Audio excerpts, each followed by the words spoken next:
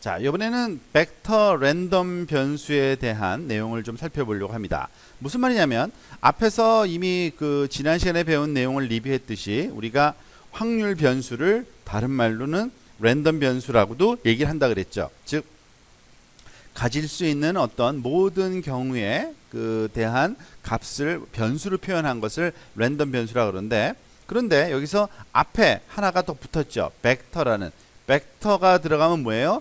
랜덤 변수라 그러면 그냥 숫자 하나, 예를 들어서 어떤 x라는 값 하나만 얘기한다 그러면, 벡터라 그러면 우리가 보통 어떻게 얘기를 합니까? x1, x2 등등 해서 여러 개의 값을 이렇게 뭉쳐서 벡터라고 얘기를 한다 그랬잖아요. 그러니까 그 랜덤 변수의 경우에도 벡터 랜덤 변수라는 건 그 가질 수 있는 값의 개수가 여러 개인 경우, 그런 확률 변수가 여러 개의 값을 가질 수 있는 경우를 우리는 그 벡터 랜덤 변수라고 얘기를 합니다.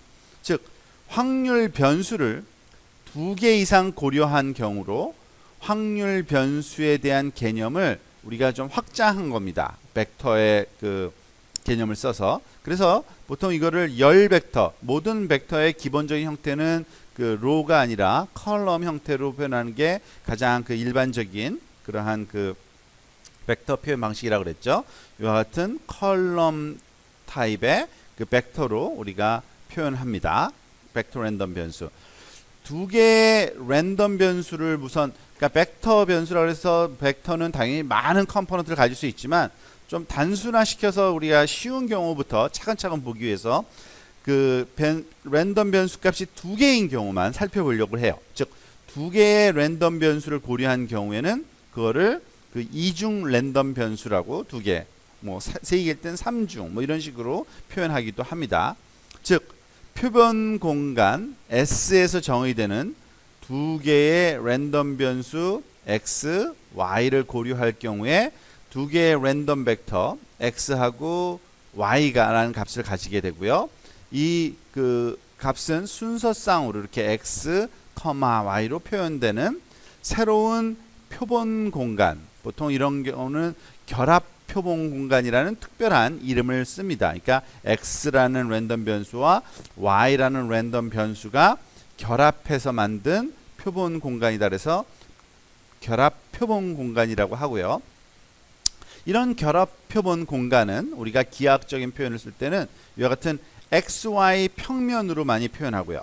XY 평면상에 임의의 점에 우리가 그 주어진 XY 값 하나하나가 다 대응된다고 보시면 됩니다.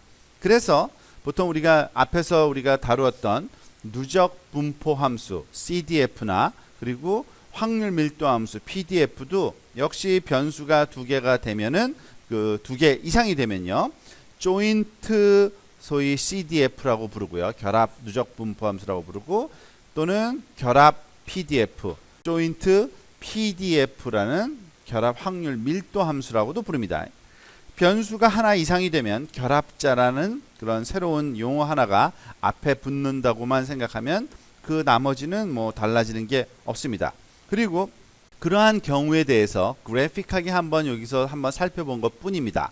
지금 왼쪽에 아래쪽에 있는 그림은 표본 공간 S를 결합 표본 공간 S of J로 대응시키는 설명도다 라고 하고 있는데, 지금 보면 우리가 샘플들이 다양한 샘플들이 존재할 수 있는 그 전체 집합 파퓰레이션을 우리가 샘플 공간이라고 얘기를 했죠. 그래서 샘플 공간이 지금 제가 이렇게 컬러링을 노란색으로 한 이런 공간일 때 그 중에 그 하나하나 샘플들이 있을 겁니다. S1이라는 샘플이 있을 수 있고 S2라는 샘플이 있는데 그 값이 어떠한 값을 가져야 되잖아요.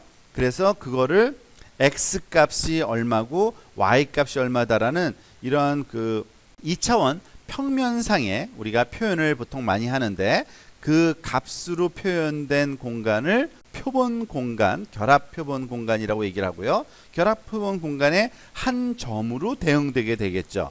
당연히 이 S1 첫 번째 한 샘플은요, 당연히 Y 값은 Y라는 랜덤 변수가 매핑되는 방법으로, X 값은 X가 매핑되는 그 방법에 의해서 X축에 우리가 적당한 값을 할당을 해야 되고요.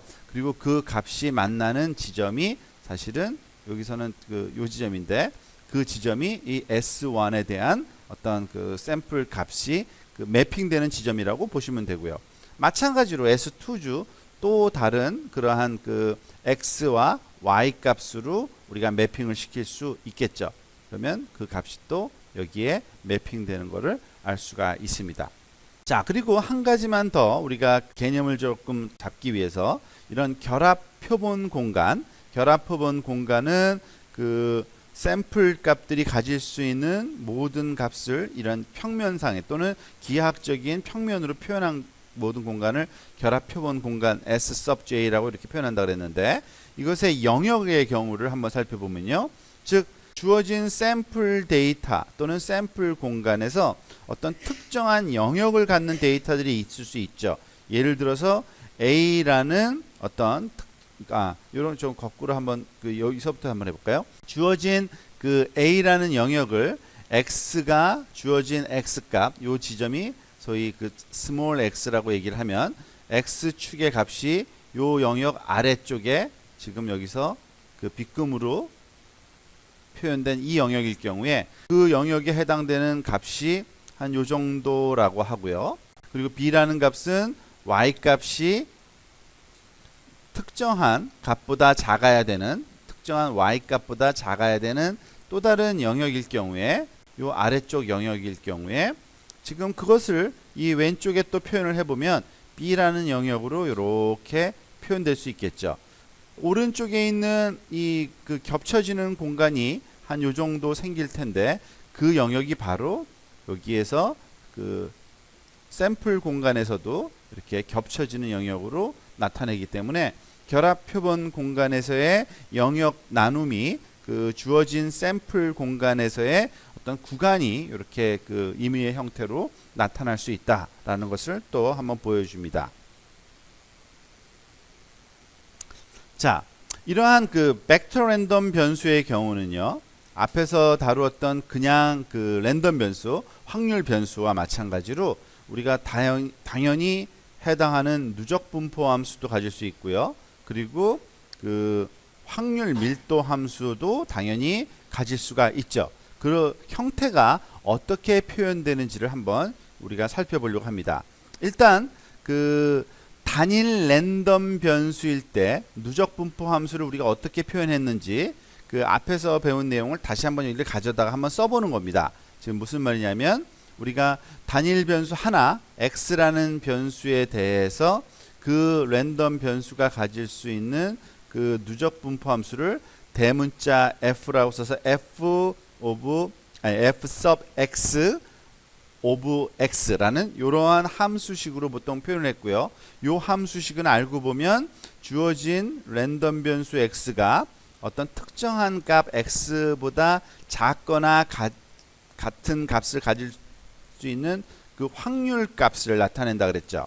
마찬가지로 y 또한 그 또 다른 확률 랜덤 변수일 때 그리고 y에 대해서도 또 똑같이 그냥 단일 랜덤 변수 형태로 우리가 누적 분포 함수를 표현할 수가 있는데요. 요 두 개를 결합해 놓은 것이 결국에는 그 두 개니까 이중 랜덤 변수, 이중 벡터 랜덤 변수라고 표현을 하면 이 함수식은 이런 식으로 표현이 가능할 겁니다. 즉 f sub x, y로 이제 우리가 변수의 개수가 두 개라는 걸 의미하는 거고요. 그리고 그 기준이 되는 값이 또 x와 그 y의 그 소문자 형태로 이렇게 그 변수 값으로 표현되고, 그 값은 알고 보면 우리가 그 확률 값에 해당되는 거기 때문에 주어진 x 변수가 x라는 특정한 값보다 작거나 같을, 그리고 y라는 변수도 y라는 특정한 값보다 작거나 같을 확률 값이 결국에는 이와 같은 그 이중 벡터 랜덤 변수의 누적 분포 함수의 표현이라고 볼 수가 있겠죠.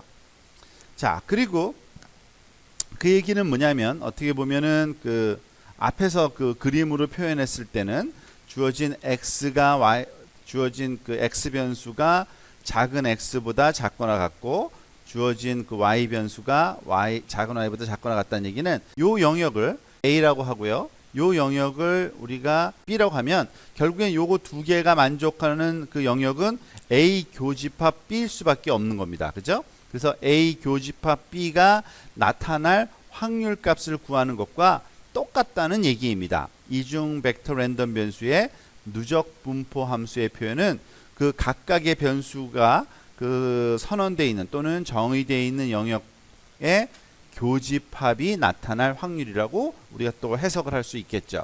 아까 요 이전에 그림 그 살짝 다시 한번 돌아가면 요 그림의 요 영역이 바로 요 두 가지의 그 경우가 다 만족되는 그 영역이기 때문에 요 영역이 갖는 그런 확률 값이 바로 이런 결합 또는 결합 누적 분포 함수의 값에 해당된다라고 우리가 이해하면 되겠네요. 자, 그리고 그 랜덤 벡터가 이제 두 개뿐만 아니라 여러 개일 수가 있겠죠. 여기 앞부분에서는 그 이중 벡터 랜덤 변수에 대해서만 지금 살펴본 건데 x1, x2, 그러니까 xy로 하면은 두 개뿐이 안 되니까 이제 x에 서브스크립트를 넣어서 우리 여러 개를 한번 표현해 본 겁니다. x sub n 개가 주어질 때, 그러니까 랜덤 변수가 n 개인 경우죠. 이거는요.